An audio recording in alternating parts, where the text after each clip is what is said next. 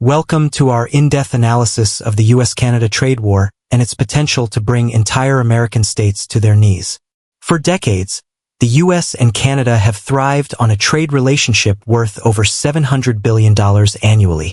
But now, escalating tariffs and a growing Canadian boycott threaten to unravel this partnership. So in today's video, we are going to show you the first 10 US states collapsing because of Canada in 2025.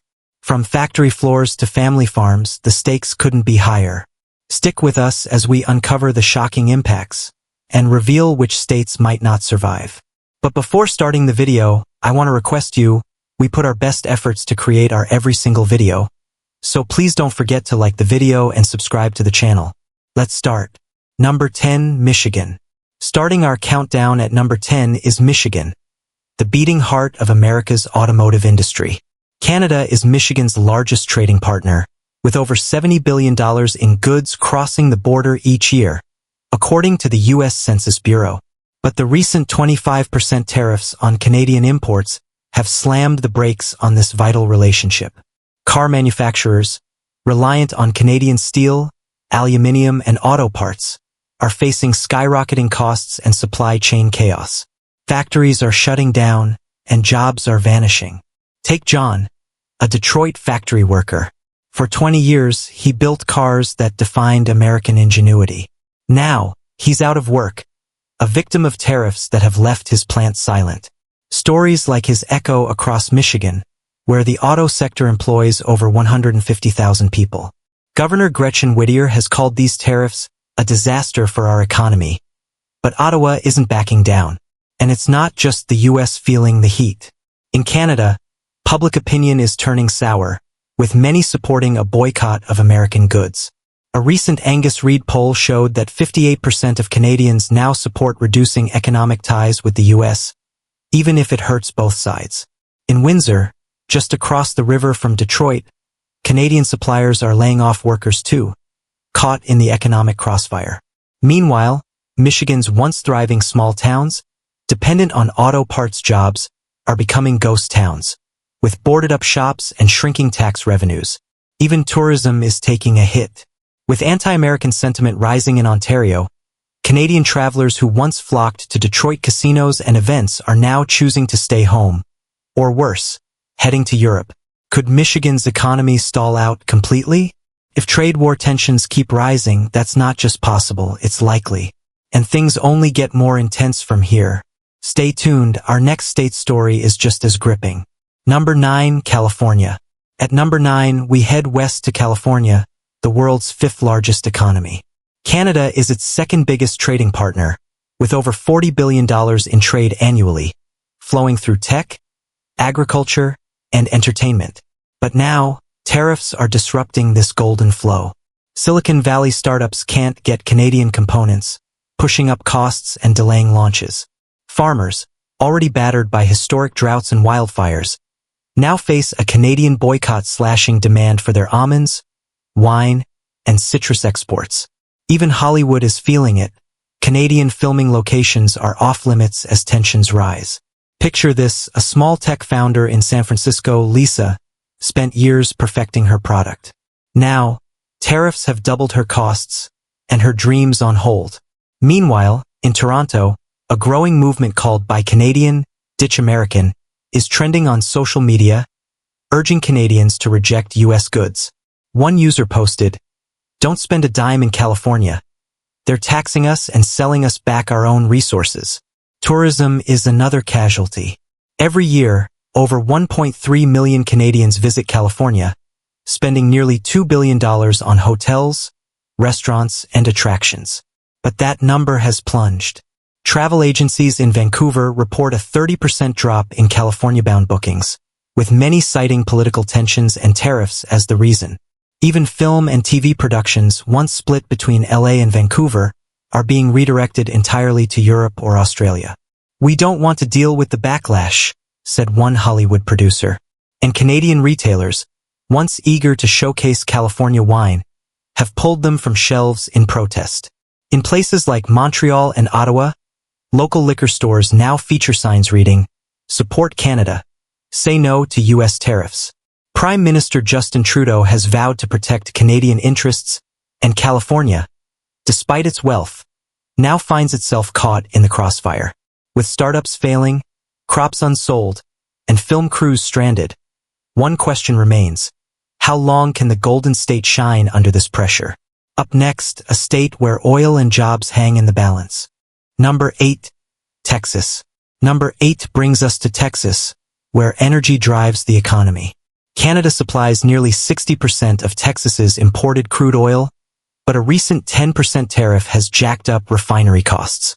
Gas prices are creeping higher, and the Port of Houston, which handles over $20 billion in Canadian trade annually, is now seeing delays, layoffs, and reduced cargo volume.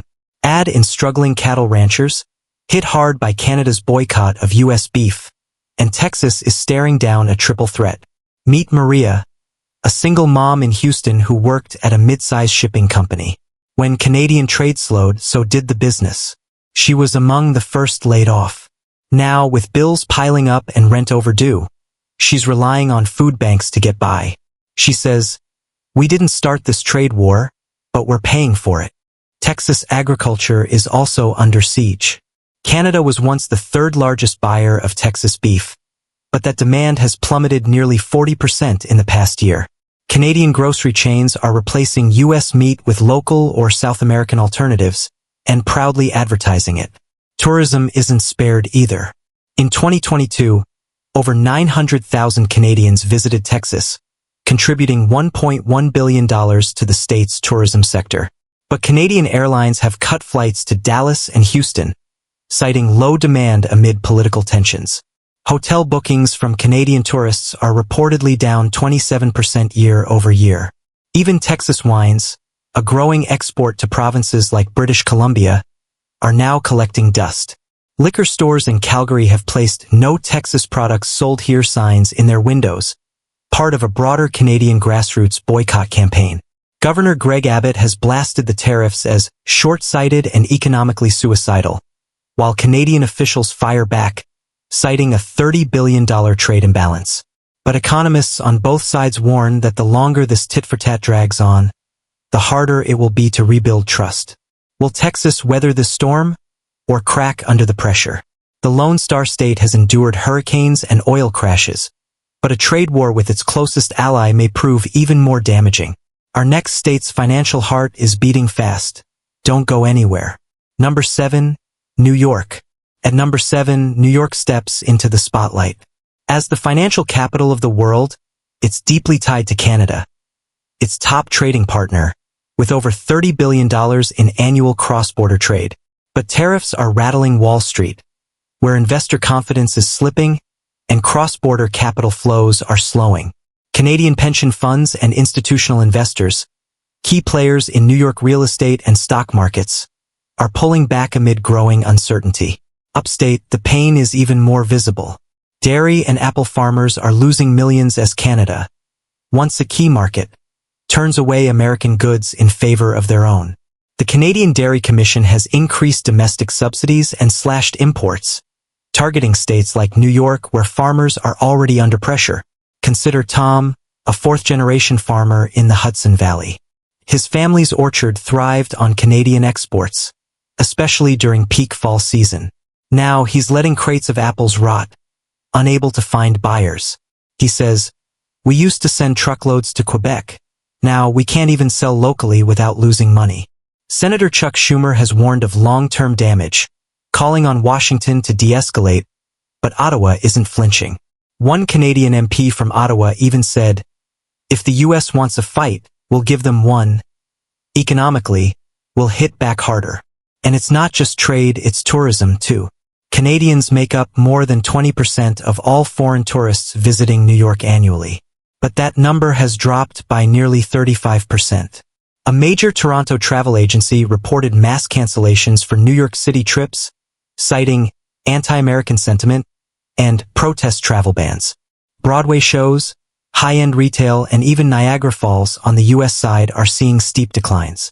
Hotels in Manhattan and Buffalo that once catered to Canadian tourists are now offering deep discounts, trying to lure back a market that's vanished.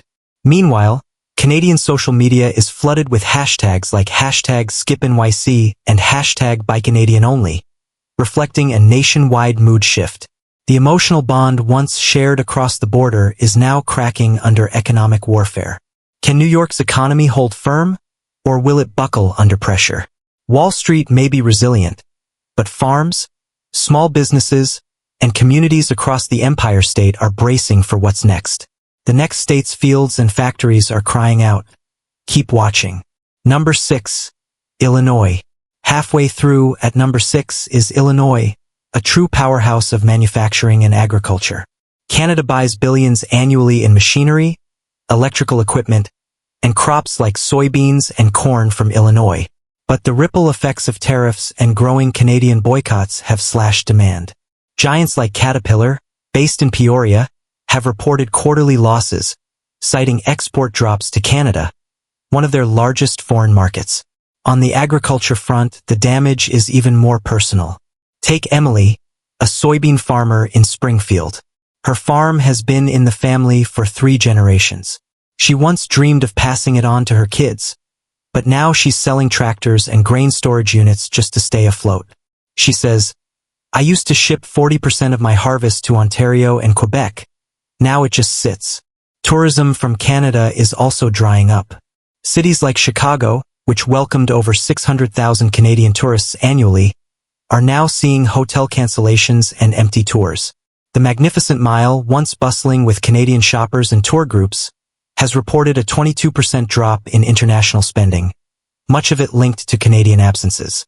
Even cultural ties are being tested. Joint arts programs and educational exchanges between universities in Toronto and Chicago are being put on hold, citing diplomatic uncertainty and rising costs for cross-border travel. Number 5, Ohio. Number 5 is Ohio, where manufacturing fuels the economy. Canada is Ohio's single largest export market, accounting for over $20 billion in trade, from cars and steel to industrial machinery and electrical equipment. But tariffs have choked this lifeline, leading to factory shutdowns, furloughs, and rising unemployment across the Rust Belt. Sarah, a welder in Cleveland, knows this firsthand. For 7 years, she helped build metal components used in cross-border construction. She loved her job until the day the factory owner posted a note on the door, "Closed due to supply chain instability." Now, she's one of tens of thousands statewide scrambling for work, as job fairs overflow and unemployment lines grow. Ohio's leaders are furious.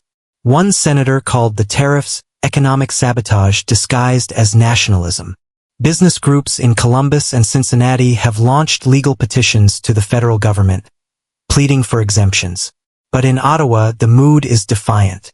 Canadian officials are doubling down on retaliatory measures, and their citizens are right behind them. On social media, #BuyCanadian, #BoycottOhioGoods, and #NoUSImports are trending across Canada. Supermarkets in places like Halifax and Vancouver have pulled Ohio-manufactured goods from shelves, including small appliances and packaged foods. And the tourism hit is just as harsh. In normal years, hundreds of thousands of Canadians drive or fly in to visit Cedar Point, the Rock and Roll Hall of Fame, and college football games. But that number is down over 40%. A Canadian tour operator told CBC News, "Ohio's off the map for now. We're steering our clients to Atlantic US or Europe instead." In Toledo, a city once buoyed by cross-border shipping, freight volumes are down and logistics companies are laying off staff. Economists warn that persistent tension with Canada, Ohio's most stable trade partner, could trigger a regional recession. Ohio's a swing state in every sense, economically, politically, and socially. And with the 2026 elections looming, many wonder, will this trade war tip the scales? You won't believe what's next. Stay with us. Number 4, Pennsylvania. At number 4, Pennsylvania's steel legacy meets modern peril. Once the backbone of American industry, the state now finds itself on the front lines of a trade war. U.S. tariffs on Canadian steel and aluminum triggered swift retaliation, and the blowback has crippled Pennsylvania producers with rising input costs, shrinking orders, and evaporating Canadian demand. Dave, a steelworker in Pittsburgh, has felt it firsthand. His plant, already operating on thin margins, cut shifts by 40-ter Canadian counter-tariffs made their products uncompetitive abroad. He says, "We used to ship coils to Ontario weekly. Now, our trucks sit empty in the lot. I'm worried I won't have anything left for my kids." Manufacturing across the state is also reeling. Pennsylvania's $3.6 billion export market to Canada includes chemicals, machinery, and electronics. But many of those sectors rely on cross-border supply chains, now tangled in red tape and retaliatory taxes. Small to mid-sized firms in Harrisburg and Erie are reporting layoffs, slowdowns, and lost contracts. Governor Josh Shapiro has slammed the trade war, calling it a lose-lose spiral, while urging Washington to restore diplomatic sanity. But Canada isn't blinking. In fact, their public is more united than ever, seeing this as a moment to assert national strength. One Vancouverite told Global News, "We're done being pushed around. Every US dollar we don't spend is a protest." Canadian tourism boycotts have made things worse. In 2023, over 700,000 Canadian tourists visited Pennsylvania, fueling everything from Philadelphia's Liberty Bell tours to Amish country in Lancaster. But now, bookings from Canada are down nearly 50%. Hotel owners in Pocono Mountains and downtown Philly are offering heavy discounts to win back a market that feels burned. Cultural programs are also collapsing.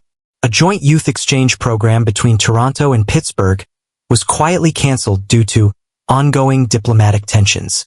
The cross-border goodwill Pennsylvania once enjoyed is disintegrating, replaced by suspicion and resentment. And yet, the economic ties run deep. Canada remains Pennsylvania's #1 export market, and experts warn that continued conflict could permanently fracture the supply lines that took decades to build. Another battleground state in trouble. Can Pennsylvania endure the squeeze? If not, the ripple effect may reach well beyond its borders. Number 3, Washington. Number 3 takes us to Washington, home to global giants like Boeing, Microsoft, and Amazon. Canada is a critical trade partner, especially in aerospace, supplying specialized parts and components essential for aircraft production. But since the tariffs hit, costs have soared. Boeing's supply chain has been thrown into chaos, delaying major projects and rattling international clients. Imagine Alex, a Boeing engineer in Seattle. His team's next-gen jet, destined for global markets, is stalled indefinitely. He says, "We've had to redesign portions of the aircraft around unavailable Canadian parts. It set us back months and millions. Now layoffs loom as clients demand refunds." Tourism's taking a hit too. Cities like Seattle and Spokane used to welcome over 400,000 Canadian visitors annually, many crossing the border from British Columbia for weekend shopping and events. But now, border traffic has dropped by nearly 60%, and local businesses report deep losses. "The Canadians just stopped coming," says a boutique owner at Pike Place Market. "They used to be half my customers." Washington's governor has called for urgent diplomacy, but Canada's digging in. Their media is buzzing with stories of boycott victories. One Toronto headline summed up the mood: "America's loss, our gain." Number 2, Indiana. At number 2, Indiana's manufacturing muscle is flexing under strain. The state sends over $13 billion worth of goods to Canada annually, everything from automotive parts and heavy machinery to pharmaceuticals. But with tariffs grinding trade to a halt, plants across Fort Wayne, Gary, and South Bend are reducing shifts, furloughing workers, and in some cases, closing outright. Mike, a machinist from Indianapolis, spent 3 decades honing his precision engineering skills. His factory was one of the top U.S. suppliers of drivetrain parts to Canadian automakers, until Ottawa slapped retaliatory duties. Mike says, "Overnight, our biggest contract vanished.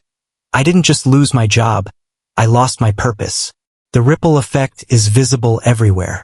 Indiana's logistics sector, a vital link in North American trade, is feeling the heat.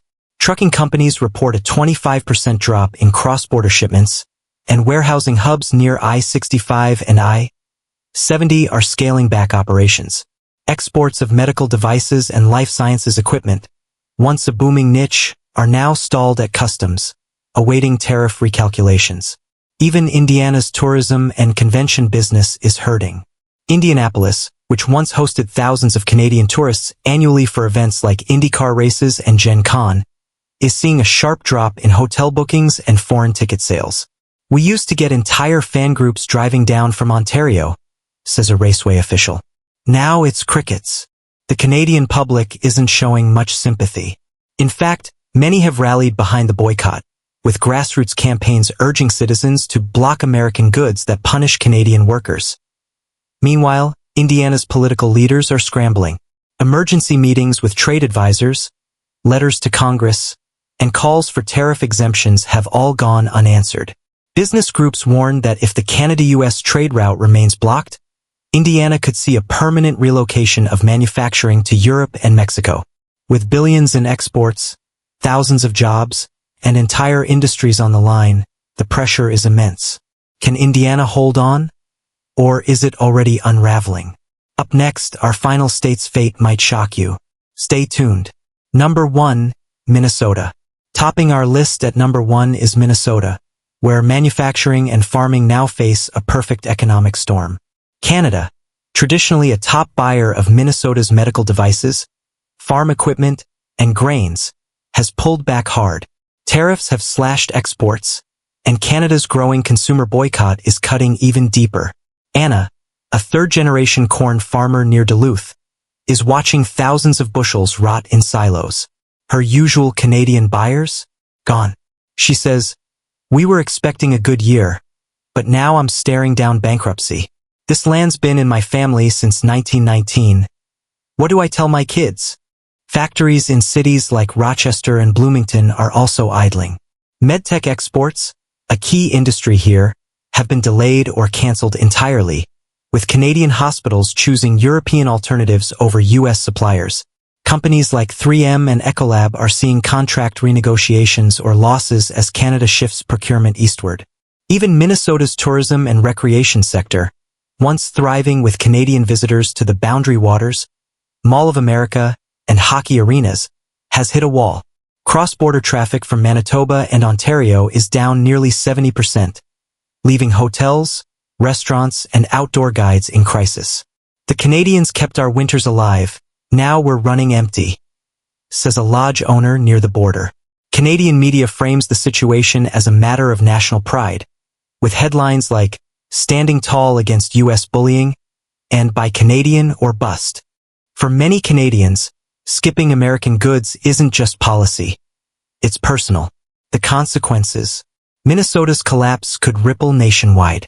It's a state with deep ties to the heartland economy. If it falters, it could drag others down with it. So what's the bigger picture? Are we witnessing a temporary trade scuffle, or the unraveling of a cross-border partnership built over generations? Let's wrap this up and look at what it all means for America's future. So I hope you enjoyed this video. Don't forget to like the video and subscribe to the channel. Thanks for watching.